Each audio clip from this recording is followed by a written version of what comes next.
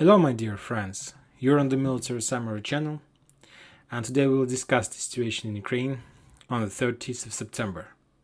Today we have a lot of interesting updates, so let's start.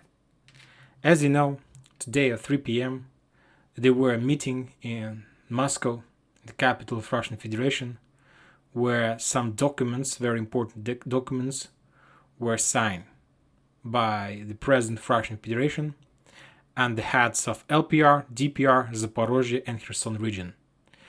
And as a result of those documents, these territories that now is under Russian control became part of Russian Federation. So, tomorrow, I believe, we're going to start, or maybe not tomorrow, today at 3 p.m. and 1 minute, we were witnesses of beginning of the new conflict in the world, and I believe that this conflict is going to be much more difficult, much more terrible, and something like this. If we're talking about the front lines, we can say that the front lines are stable, but the only place we can discuss today is Liman bridgehead. And not just the Liman bridgehead, but the Liman defense operation. As you can see, the Western source map has been updated. Now this map shows the current situation on this front line. If we take a look at the Russian source map, they're showing almost the same thing. But I believe that soon, during this day, the territory that between the green line and this gray line will be colored any single color will be removed from this area. That means that this territory or in the gray zone or is under Ukrainian control. And the same situation about the area between Yampol and Liman and Zarechno-Torskaya. This area is also under Ukrainian control, or at least is in the gray zone. So we can say that both maps shows the same picture. And if we're talking about the Russians, their defense line now is around town Liman, on the border of this town. I believe that the Russians' defense line is along the road. Somewhere here they have some trenches, some position in the forest, just to stop the Ukrainian attack from the south. The Russian controls Zarechno, this town, and the Russian controls Tarskoye, this town. And this morning, and of course the Russians should have some position somewhere here in the north, just to be on the safe side and not to allow the Ukrainians to penetrate this area. If we take a look at this map, we see that situation, yes, is critical, but not hopeless. To tell the truth, the Russians has very nice positions, and they have possibilities and they have chances to stand there and hold this position. And now, this is not the question about the number of soldiers, this is not the question about the quality of vehicles or the weapon that the Ukrainian has or the Russian has. Believe me, now there is just one question, the question of the spirit. This is not the battle between NATO and the Russians and the Ukrainians. This is not the weapon between HIMARS and, let's say, Iskanders. This is not the battle between Putin and Biden or something like this. Now we are the witnesses of the battle between the Russian spirit and the NATO spirit. And who has the more powerful spirit? These guys are going to win, and not just the battle for Liman, I believe.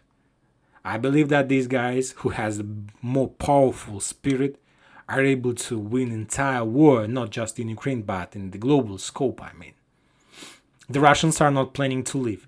Maybe I'm wrong. Maybe it's just some kind of speculation, and by this evening the Russians will leave this territory.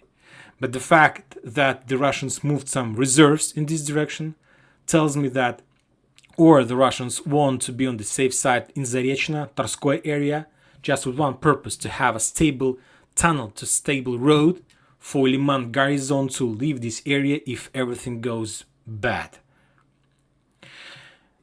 This morning we got the first update from this area, and the first update was that from the Ukrainian side there were around 12,000 soldiers who were storming this bridgehead. And if we're talking about the Russians, there were around 4,000 or 5,000 soldiers in this area. If we're talking about proportion, you see that the situation is not so critical, because according to the standards, we know that the offensive side need to have 4 or 5 times bigger army than the defense army. So if there were or there are around 4,000 of the Russians and these 4 or 5,000 of the Russians on this short, small, compact front bridgehead, then that means that Ukrainians need at least 20-25,000 soldiers to storm this area. Only in this case they will have chances to break through, to penetrate this area, to encircle, and so on. So as you can see, the 12,000 army, tell the truth, is not enough to crack this area. Yes, this army is enough to damage this army, to maybe if they are lucky, they are able to develop more than just according to the standards and so on. But later this day we got update that in this, from the Ukrainian side, Liman offensive operation, there were around 40,000 soldiers. But we need to understand the number that these 40,000 soldiers were involved along entire front line, and these 40,000 soldiers now keep trying to hold their position in Redkadub, Katerinovka, Vovchi Yar, Piski Radkovsky, and some forces from these 40,000 are involved in offensive operation towards Liman. So we can say that if we're talking about entire bridgehead from this Askoysk reservoir towards Seversky Donetsk River and Yampol in the south, the Ukrainians involved around 40,000 soldiers army. I'm not saying that this is a real number, we just got this update, but maybe it's some kind of speculation, just trying to push and press the Russians' morale in this area and their spirit, because one thing, if you know that you are standing against 10,000 soldiers, and a totally different situation if you know that you are standing against 40,000 soldiers. Of course, it's a totally different situation. So during the day, we got very interesting and very important update, and all those updates that we received today were very important.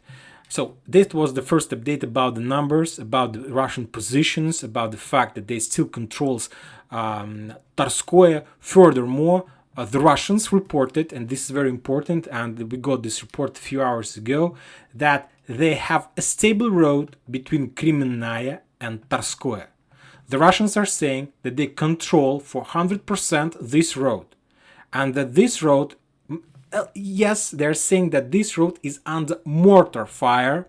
That means that Ukrainians can have their position in this forest on the south from this road, and from this area they are able to attack. The distance between the forest and the road is around 6-5 kilometers, and using mortar systems, using soldiers' mortars, they are able to establish some fire control. And of course, it's not safe to use this road, but anyway, if you don't have any other options, this is like the best options you can have. And furthermore, this is still an option, and it doesn't mean that the Russians, if they retreat from Liman, they need to use this road to move towards Kremenная. No, these roads the Russians are using just for supply and support. And if the Russians will try to leave this area, of course, they can go to the north using the fields in direction of Chernopaivka, or they can establish their position along these lakes and river and so on. So this is the current situation. Also during the day, somewhere at noon, we got update that Ukrainians moved a lot of convoys of armored vehicles and infantry from Seversk. As you know, and during my previous videos, we discussed that the Ukrainians managed to collect a lot of forces near Seversk, that some forces were sent to Bilogorovka, and they did this just to be on the safe side and to establish some far checkpoints to understand the Russian plans and to be on the safe side if the Russians will try to attack and if the Russians try to cut the Ukrainian forces in this force, they need to have some positions as far as possible, and the main job of this position, Bilogorovka, Verkhnekamenska, is to report about any Russian movements, and if it's necessary to bring reinforcements to this position, like to stop any Russian movements in direction of Seversk. So during the day we got update that Ukrainians from Seversk moved in direction of Yampol to the north. There a lot of convoys of armored vehicles, tanks and infantry. Very important note about all these battles. As you mentioned, as you can see, the Ukrainians attacks just during the night period of time. They are not attacking during the day, because yesterday we didn't receive any update during the day. If you remember in my previous video, I told you that during the day you see that there is no progress. I am telling you that front line is stabilized. And the same thing we can say about today. There were no updates, no movements during the day. During the daylight, we can say, during the day, when the sun is like on the sky and everything, and you can see everything very nice. So that's why the Ukrainians chose the tactic to attack during the night. So I believe that upcoming night from the 30th of September to the 1st of October is the most important and the final night that will determine this destiny and that will determine the everything on this bridgehead. So if the Russians are able to hold their position during upcoming night, I believe that they will be able to hold this position for a very long time. Because also we need to understand that the Ukrainians are out of their reserves. As you can see, for this counteroffensive operation, they were forced to move their forces, their powerful armored vehicle fist from Seversk to the south, to the north. And this is a very dangerous position because the Russians, they do have possibilities to do that, as we discussed, to attack Seversk in this direction and to take control over the Seversk with one powerful attack. And they will be able to cut the Ukrainians on that side of Seversky Donetsk River from the mainland, and they will be destroyed and reduced there day by day, step by step. It will take like a week to destroy the Ukrainians in this forest. It's not a very big problem. But the Ukrainians were forced to do this.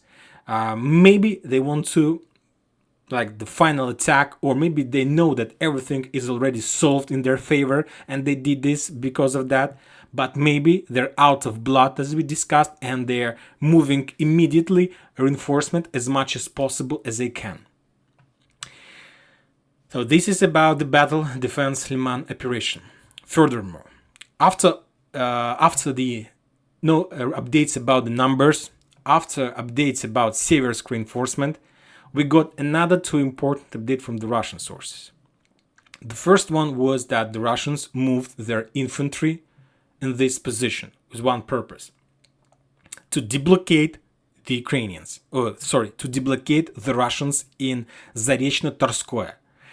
That means that during the day there was a very high risk that Ukrainians establish control over this road of life now, or like the Russians are calling this, Ukrainians and the Russians, and they moved their reinforcements just to be on the safe side on Zarechno bridgehead, like to have a stable position and not to allow the Ukrainians to encircle and to create like 100% cauldron. That was the first important update. And then there was a lot of videos of the Russians that were running along this road and this road.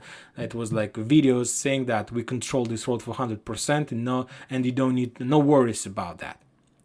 And another update that the Russians sent a little bit later 4 BTG to this area to start counteroffensive operation. Furthermore, the Russians sent their aircraft units, aircraft forces, bombers, and later there were a few updates how the Russians aircrafts were attacking the rivers, the lakes in this area, trying to stop the Ukrainians or some forces, volunteers in this area.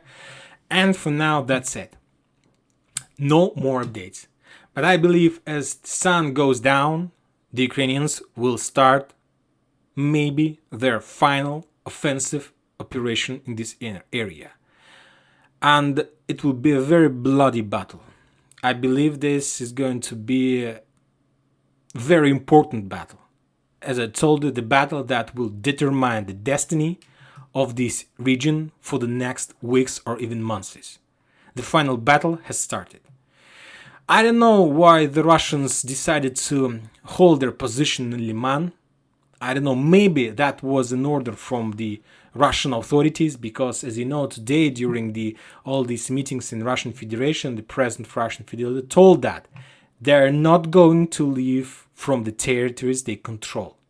So that means that the Russians are not going to leave any single town that was under Russian control by 3 p.m. of local time. And Liman is one of these cities.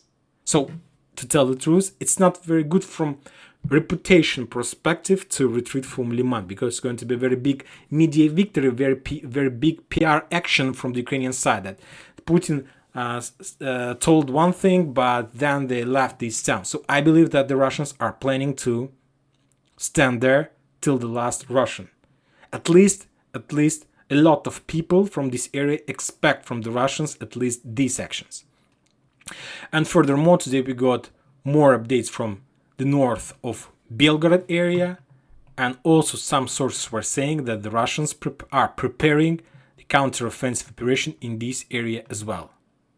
Furthermore, if you remember, if you were following the speech of Putin, he made an ultimatum for the Ukrainians to stop the war, the military actions immediately, and start negotiation.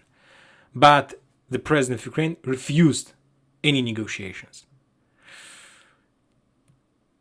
If we are talking about the report of Ministry of Defense of Russian Federation, they reported that they're working very heavily in this area.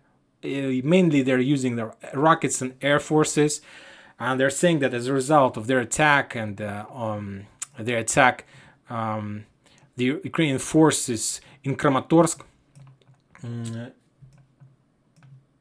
they attacked the 81st Air Mobile Brigade. This one that was involved in the offensive operation in Liman counter-offensive operation, and as a result of that attack, the Ukraine lost around 200 soldiers and 23 armored vehicles. As you can see, the Russians are showing the areas where they're attacking the Ukrainian forces, like all around the Liman bridgehead.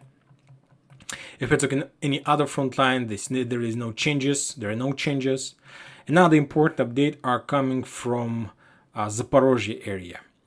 You know that, as we discussed, there is a road between Russia, the Russian-controlled territory in Ukraine, that civilians are using to cross to visit their relatives and so on. And this road moves through this town, Vasilievka, from this area. Maybe you saw this video, maybe you haven't saw this video, but today some Ukrainians created a convoy, and they were trying to leave Ukraine in direction of Russian Federation, of the territory controlled under Russian Federation. Some families, the winter is coming, there is no job in Ukraine. Of course, some people decided to return back home because they have their apartments or it's their home. So that's why they decided to leave the territory under Ukraine control in direction of Zaporozhye. But some party attacked this convoy, and around 30 people were killed. The Ukrainians are saying that that was the Russians who attacked that convoy. And the Russians are saying that that was the Ukrainians. The important to know that that convoy was moving from Ukraine to Russia. So it's up to you who to believe and who has interest to attack civilians who are leaving the Ukrainian territory in direction of Russian territory. If you remember, yesterday there were the same situation in Zaporozhye area when another convoy from the Ukrainian territory were moving in direction of Russian Federation. They were evacuating, but they were also attacked by somebody, and also another 30 people were killed during that attack. So 2 days in a row, somebody attacks the convoys who are leaving the territory of Ukraine, and 2 days in a row, and for 2 days we have around 60 soldiers killed. Today at 7 p.m. There's going to be a meeting, an extra meeting from the head of NATO and the United Nations organization. They're planning to say something. If we're talking about the Ukrainians, after the Putin speech, Zelensky announced about signing an application to join NATO, yeah, like in fast mode, if it's possible. I don't know. I'm not sure how is it possible. But anyway, the situation becomes more and more critical. To tell the truth, I believe and I hope that this conflict is going to end as soon as possible. And I believe that everybody is going to stay safe. And guys, stay safe. And I hope that everything is going to be fine. And that's it for today. Military Summary channel reminds me to condemn any violence in Ukraine. Thank you for watching. Subscribe to my channel, put your likes, join my Patreon. And have a good day. Bye bye.